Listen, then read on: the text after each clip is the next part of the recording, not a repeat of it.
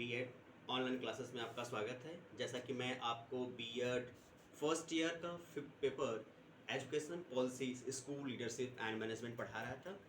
इस पेपर में हम लोगों ने पिछली कक्षाओं में कोठारी आयोग की चर्चाएं शुरू की थी।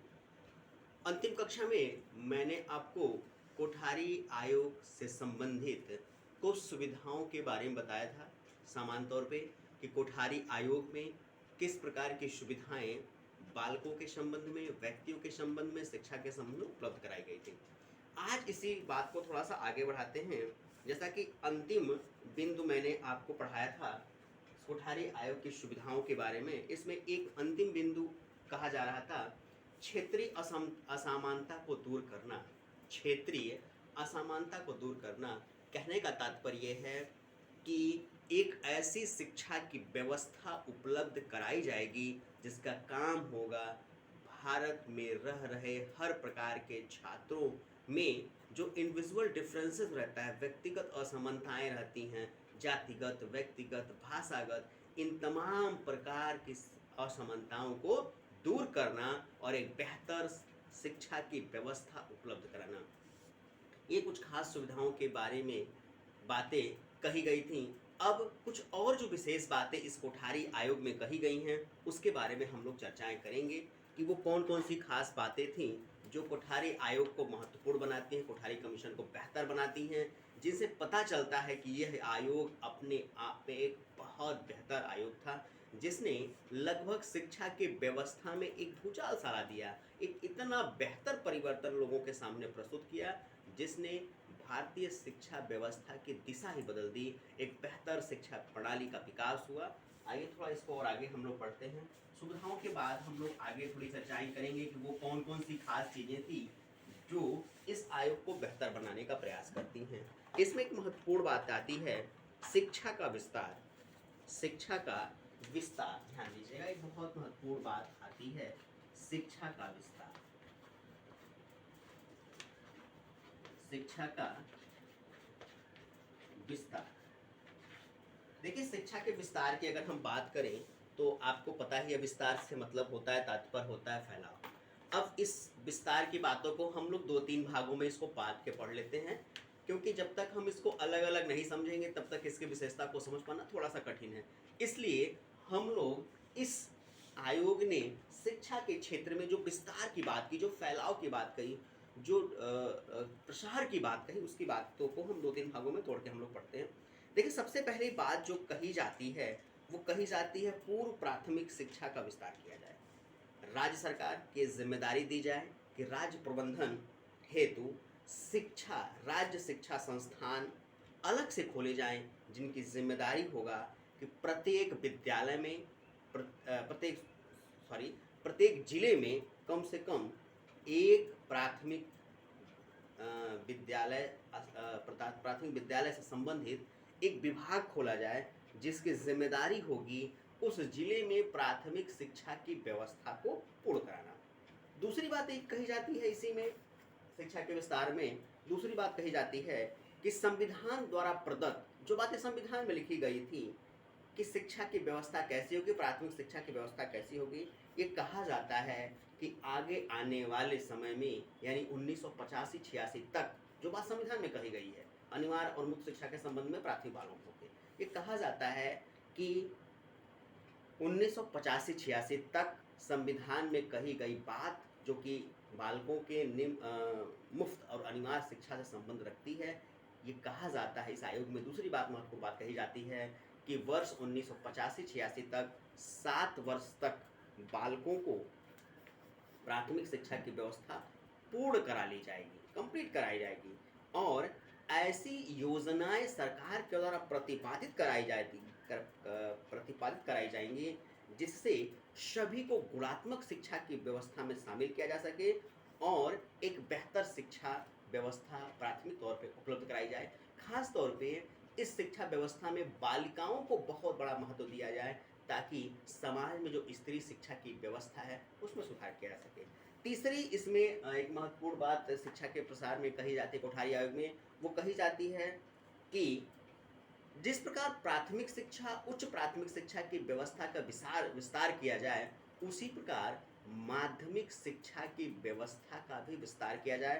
कोशिश ये किया जाए कि माध्यमिक शिक्षा स्तर तक जो भी बालक बालिकाएं पहुंच रहे हैं, उन बालक बालिकाओं को व्यावसायिक शिक्षा प्रारंभ कर दी जाए। यदि व्यावसायिक शिक्षा प्राप्त करने में कोई असुविधा उनको होती है, खास तौर पे आर्थिक तौर पे, तो उन बालक बालिकाओं को सरकार द्वारा कुछ अनुदान या छात्रवृत्ति मुहैया कराया जाए। ये जिम्मेदारी सरकारों की होगी, चाहे वो राज्य सरकारें होंगी, चाहे केंद्र सरकारें होंगी। तो ये महत्वपूर्ण बात शिक्षा के विस्तार के संबंध में कोठारी आयोग द्वारा कही जाती है।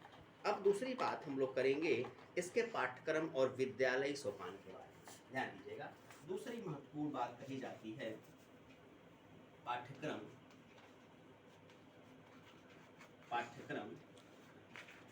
व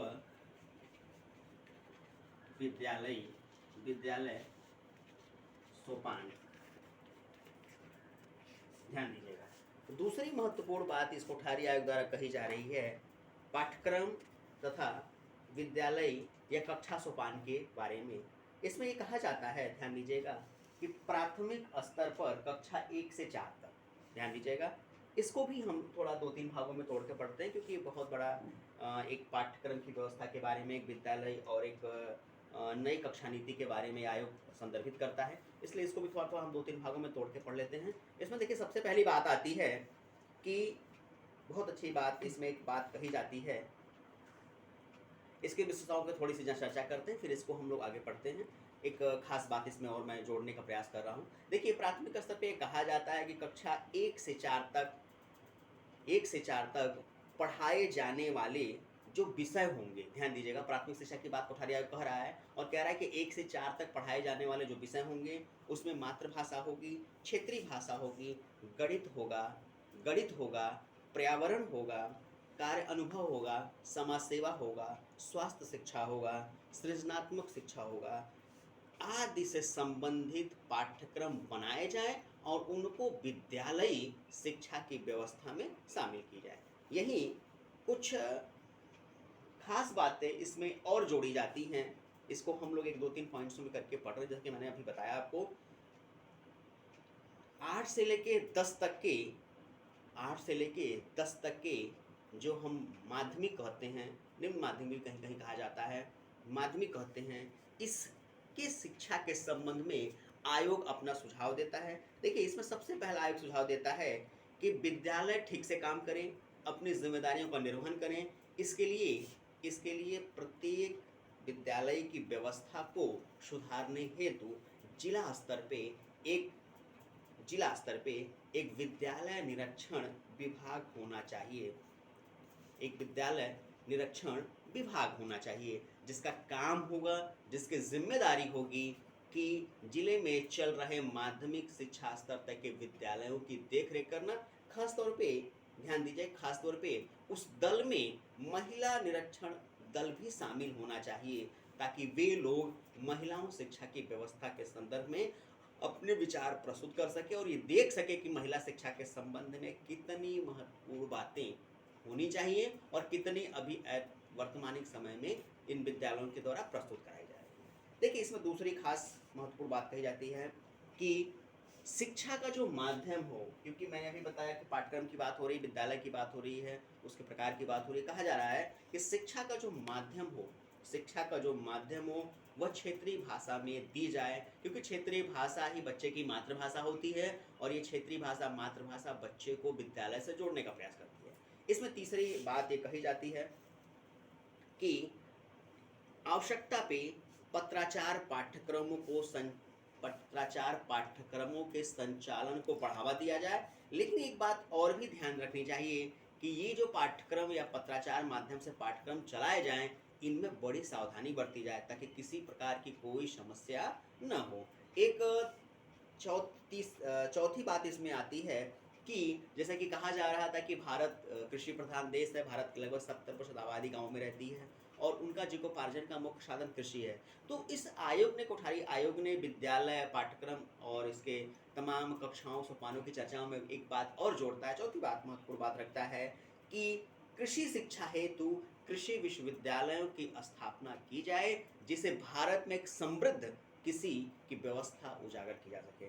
इसमें पांचवी बात कही जाती है कि कृषि को, तकनीकी को विज्ञान से जोड़ दिया जाए और विज्ञान अनुसंधान को महत्व दिया जाए।